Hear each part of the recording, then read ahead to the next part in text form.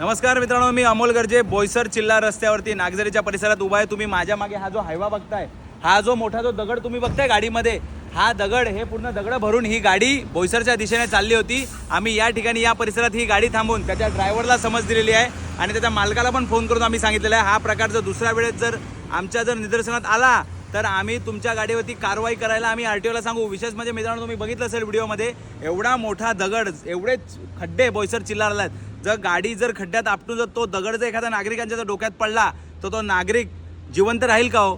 काय बोलायचं ह्या मालकांना, काय बोलायचं ह्या व्यवसायधारकांना की हे नेहमी बोईसर चिल्लावर खडी पाडत फिरतात।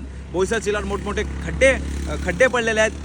बोईसर चिल्ला रस्त्यावरती पूर्ण खडीकरेषाचा माल पडलेला आहे, तरी सुद्धा ह्या मालकांना, कोणालाच आरएमसी धारकांना दगड हे जे दगड घेऊन जाणारे हे जे माफिया लोक आहेत, एक प्रकारे यांना माफियाच बोललं पाहिजे, कारण हे कसल्या गोष्टीला घाबरत नाहीत। लोकांचा जीव जाईल याची पण परवा ह्या खडीकरेषावाल्यांना पडलेली नाही। कित्येक लोकांचे जीव हे त्या गुंजले भागात पडलेल्या खडीमुळे घसरून गेलेले आहेत। तरी सुद्धा हे असे जे तुम्ही जी गाडी बघितली, याच्या पूर्वी पण आम्ही कित्येक गाड्या थांबवून यांच्या ड्रायव्हरला, यांच्या मालकांना समज दिलेली आहे।